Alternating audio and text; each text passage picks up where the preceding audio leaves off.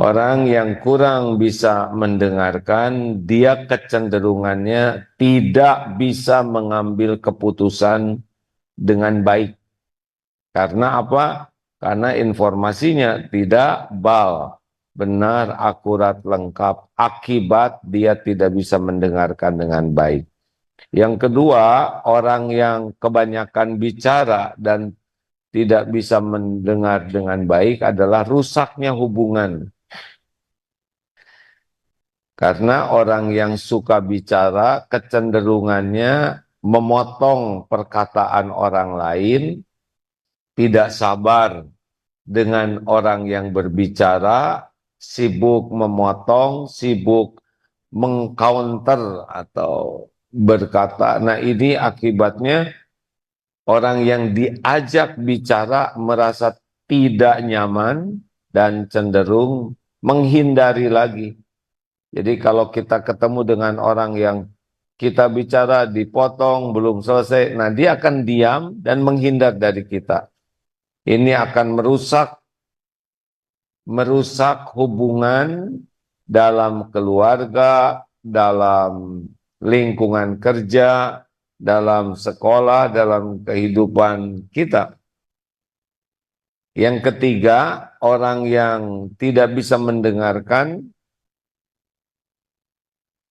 ini adalah kurang empati. Jadinya dia orang yang suka bicara tuh kecenderungan lainnya adalah tidak begitu, jadi tidak peduli dengan perasaan, dengan pikiran dan keadaan orang lain. Ini akan berdampak semaunya nantinya tuh. Tindakannya itu cenderung semaunya. Jadi begini deh, kalau ada orang yang ngomong terus dan tidak bisa mendengarkan dengan baik, salah satu efeknya adalah dia akan bertindak sesukanya, sekepikirnya, dan cenderung tidak meraba keadaan orang lain. Jadi tidak empati. Empat. Yang keempat, orang-orang yang terlalu banyak bicara, tidak bisa mendengarkan. Nah, dia kecenderungannya adalah persepsinya negatif. Jadi tidak akan begitu disukai. Jadi adik-adik kalau ada santri yang banyak ngomong aja, suka motong omongan, kalau udah sekali bicara, bicara nggak bisa berhenti, ini kecenderungannya dia tidak disukai. Karena orang yang dominan seperti ini kan seperti yang dikatakan tadi, baunya tuh bau sombong. Ngomong dan kalau sudah bicara tuh susah sekali. Ini bahaya. Rasulullah tidak begini, sallallahu alaihi wasallam. Para sahabat juga tidak. Jadi orang yang tidak bisa mendengarkan dengan baik, ternyata kecenderungannya adalah jadi persepsi orang-orang sekitarnya negatif, dianggapnya egois. Lalu yang kelima adalah orang yang banyak bicara dan kurang mendengar, dia kecenderungannya bukan bagian dari solusi. Paham adik-adik? Jadi orang itu bagian dari masalah. Karena tidak bisa mendengarkan dengan baik, sedang dia ingin didengar. Jadi ngomong saja terus. Dan inputnya dari bicaranya juga tidak lengkap. Dan bicaranya bikin tidak enak. Jadinya masalah. Jadi kecenderungan orang yang banyak bicara, kurang mendengar, dia bagian dari masalah. Mungkin menyelesaikan satu masalah dengan caranya, tapi tidak akan sempurna, tidak akan maksimal maksudnya. Karena ada celah-celah yang membuat orang sakit hati, yang membuat orang tidak suka dan menjauh. Yang keenam, orang yang banyak bicara dan kurang bisa mendengar, maka dia akan kehilangan banyak peluang. Karena ngomong aja, ya kan? Sedangkan peluang harus kita perhatikan, kita simak dengan baik. Jadi penting sekali bagi kita, para santri, terutama para pimpinan, melatih diri. Terutama orang-orang yang banyak bicara dan bakatnya bicara terus, ya seperti yang sedang ceramah ini, harus punya kesadaran bahwa telinga dua, mulut satu. Mendengarkan lebih banyak itu lebih baik. Akan sampaikan apa manfaatnya kalau kita jadi pendengar yang baik. Satu, kalau kita jadi pendengar yang baik, ada mendengar, ada mendengarkan. Ada bedanya tidak? Kan? Mendengar itu pasif, mendengarkan itu aktif. Mendengarkan itu berarti dia punya semangat untuk memahami. Kalau mendengar, ya asal bunyi saja terdengar. Paham itu datangnya dari mendengarkan, bukan mendengar. Lanjut. Yang pertama, orang yang suka mendengarkan dengan baik, ya adalah dia akan punya hubungannya menjadi baik dengan orang lain. Dia akan cenderung lebih disukai karena orang yang mendengarkan dengan baik, empati dan menghargai orang lain. Sehingga orang lain merasa didengar dan dihargai. Ini penting. Orang yang pendengar baik itu orang lain merasa nyaman karena dan merasa dihargai karena merasa didengar. Ada kalanya cukup didengarkan saja orang sudah bisa mencari solusi sendiri. Jadi hubungannya menjadi lebih baik. Sedangkan orang yang dominan suka memotong, kecenderungannya orang tidak mau lagi ngobrol dengan dia. Rugi loh deh. Kalau orang mau ngasih informasi, tapi kitanya nanti tidak lagi bicara dengan kita, kita kehilangan informasi. Yang kedua, kalau orang sebetulnya dibalik dari yang tadi bisa, tapi ini supaya adik-adik lebih banyak tulisannya ya. Kalau kita senang mendengarkan dengan baik, kita dapat banyak informasi.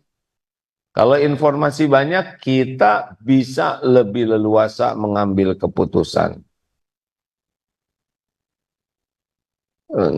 Adik-adik yang baik, ini dingin, hangat, atau panas? Suasana di masjid ini, udaranya. Kan? Hangat. Kalau adik mengipas-ngipaskan buku untuk dirinya sendiri, apa efeknya bagi yang lain? Kan? Apa? Tidak efeknya, ini semua kita dalam udara yang sama. Terus kita sendiri mengipas-ngipaskan buku. Apa efeknya? Baik atau buruk kira-kira? Jawab, jangan suka ragu kalau sudah tahu jawaban. Ini yang lain diam, ini mengipas-ngipaskan buku. Baik atau tidak kira-kira? Apa yang membuat tidak baik? Mengganggu apanya? Gerakannya mengganggu, benar? Terganggu lainnya. Kalau kita mengipas-ngipaskan begini buku, kita jadi sejuk. Tapi yang di belakang kita kebagian apanya? Kebagian ketek kita, ya kan? Paham? Nah, coba ada kipas-kipas, nih ketek agak kepanasan, dikipas-kipas. Kita jadi sejuk. Yang di belakang kita kebagian apanya? Apa? Baunya. Tahan aja lah ya. Kalau sama-sama kepanasan ya sudah kita tahan aja. AA juga merasakan hal yang sama ini. udaranya hangat. Tapi kalau saya menggerak-gerak kipas sendiri, akan mengganggu konsentrasi. Lanjutkan. Yang ketiga, orang yang sangat biasa menyimak dengan baik akan meningkatkan kemampuan belajar. Jadi orang yang pendengar yang baik, dia bisa menyerap ilmu, menyerap informasi dengan baik. Tadi meningkatkan informasi. Nah, ini sekarang dalam belajar juga akan jauh lebih bagus. Yang keempat, meningkatkan kemampuan keterampilan berkomunikasi. Para pendengar yang baik, dia bisa merespon dengan lebih tepat. Karena dia mendengarkan dengan seksama, jadi ketika dia menjawab juga meresponnya itu tepat. Karena informasi yang dia dapatkan bagus, utuh, lengkap. Dan ketika memberikan respon, akan terjadi dialog yang lebih manfaat, lebih tepat dan lebih manfaat. Yang kelima, orang yang bisa mendengarkan dengan baik cenderung akan menjadi solusi, apakah dari persoalan maupun dari konflik. Jadi maaf ya, kalau di rumah banyak masalah, nanti di kantor banyak masalah, di sekolah banyak masalah, tapi kita tidak bisa menjadi pendengar yang baik, kita sulit menjadi bagian dari solusi. Ini penting sekali. Karena kalau kita tidak bisa dengan baik, maka dan mendengarkan dengan baik itu bukan sekedar menangkap kata-kata, tapi mendengarkan dengan baik itu juga bisa menangkap emosi, ya, raut muka dan niat di balik kata-kata tersebut. Jadi kita bisa benar-benar memahami dengan utuh. Tapi orang yang tidak sabaran, baru orang ngomong dikit, udah potong, udah ngomong lagi, kita lebih banyak lagi ngomongnya. Orang jadi enggan nanti kepada kita, udahlah nggak usah ngomong sama dia. Dia ngomong terus, giliran sudah bicara, bicara aja terus. Ini sungguh menjengkelkan dan aslinya menyebalkan. Ya, mau jadi orang yang tidak disukai orang lain? Mau jadi orang yang menyebalkan?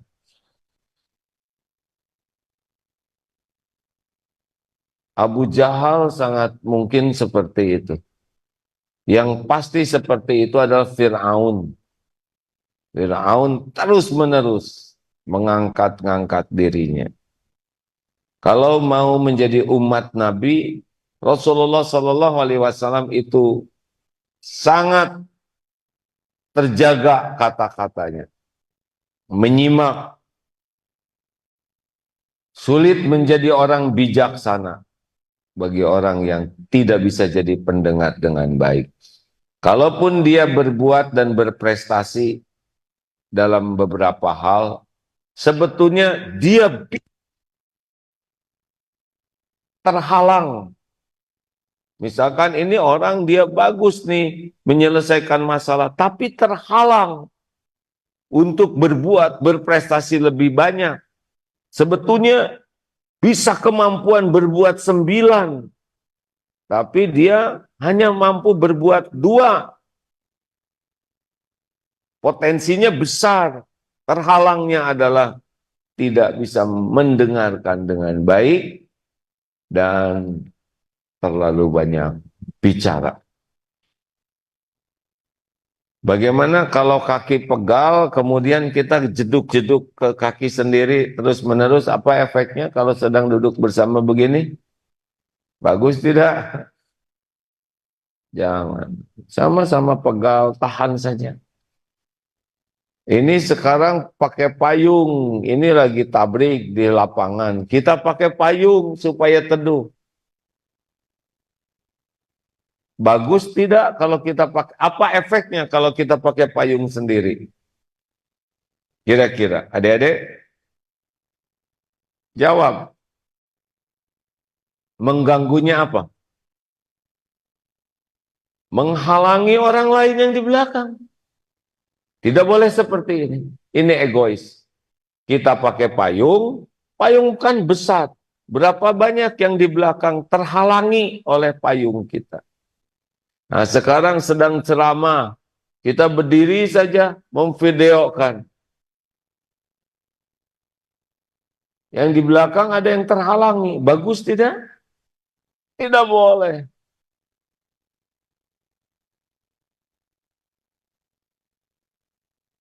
Yang ngantuk, mau nulis apa deh? Tidur tidak barusan? Tidak tahu ya kan tidur. Kata teman-temannya tidur tidak yang tidur. Yang tidur berdiri. Itu juga. Bangunkan. Ya, wudhu sana. Turun nak. Siapa yang merasa ngantuk silahkan turun ke tempat wudhu. Gak usah tengok kiri kanan, tidak usah ingin tahu siapa. Kalau kita tahu malah jadi kotor hati, betul? Kalau ada orang yang melakukan kesalahan, kekurangan, aman bagi kita kalau kita tidak ingin tahu. Karena ketika kita tahu, kita akan ikut menilai dan jadi kotor hati. Kecuali kalau lebih baik kita tahu. Penting tidak adik-adik? Di sekolah kita ini latihan menjaga lisan ini sangat berkaitan dengan ketauhidan. Dulu AA dan Ustadz Edi pernah datang ke sebuah pesantren, jumpa dengan ulama kiainya,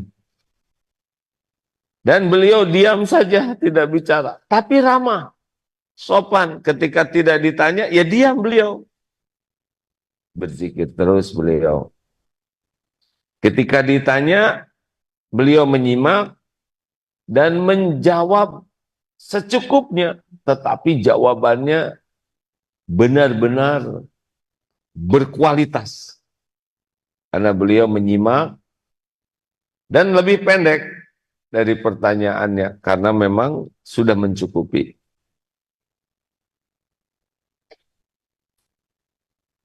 Ini penting. Dan ketika melihat santrinya, santri ini jarang sekali ngobrol. Ada banyak santri, tapi tidak sibuk ngobrol. Ini benar-benar nyata ini ya. Ini tahun 2008 dulu ke sana. Berarti 16 tahun yang lalu. Tidak terasa. Kami, saya dan Ustadz Edi Abu Marwah, beliau yang mengajak AA ke sana dan melihat santri itu tidak banyak ngobrol, banyak aktivitas, tapi yang tidak terdengar itu ngobrol. Ditanya, Dek, kenapa santri di sini jarang bicara? Apa katanya? Kenapa harus banyak bicara? Yang penting kan banyak berzikir. Luar biasa. Ketika kami kirim roti, makanan, beliau santri itu dengan rasa hormat, katanya kami sedang berlatih memakan hasil jerih payah sendiri. Jadi makanannya singkong, kelapa, apa yang ditanam dimakan. Karena sangat ingin terjaga kehalalannya. Warok sekali dari yang subhat lah, dari yang meragukan. Ini kiainya mengajarkan sesuatu yang luar biasa bagi muridnya. Insya Allah mereka jadi para kekasih Allah. Dan juga nggak bisa niru. Bedanya pada waktu maghrib itu bajunya bagus-bagus. Maksudnya mereka ganti baju dengan baju yang lebih baik. Untuk kemana? Ke masjid. Jadi kalau maghrib itu dandannya proporsional ya. Pakai sorban seperti ini. Di masjid itu bagus dan Masya Allah ibadahnya kuat sekali malam harinya. Demikian adik-adikku yang baik, bahwa tidak akan istiqomah iman seorang hamba hatta yastaqima qalbuhu, hingga istiqomah menjaga hatinya, dan tidak akan bisa menjaga hati hatta yastaqima qalbuhu lisanuhu, hingga bisa menjaga lisannya. Penting bagi semua santri dan kita yang menyimak adalah sangat menahan diri untuk berbicara kecuali dengan 3 hal. Satu, yakin niatnya mencari keridhaan Allah. Kalau belum yakin jangan bicara. Yang kedua, yakin yang kita sampaikan ini isinya benar. Yang pertama niat, yang kedua isi, dan yang ketiga yakin bahwa dampak dari efek dari perkataan kita ini adalah baik. Allah jadi suka, orang dapat manfaat, ilmu semakin meluas. Tapi kalau belum yakin dampak dari perkataan kita ini manfaat, ya diam adalah lebih baik.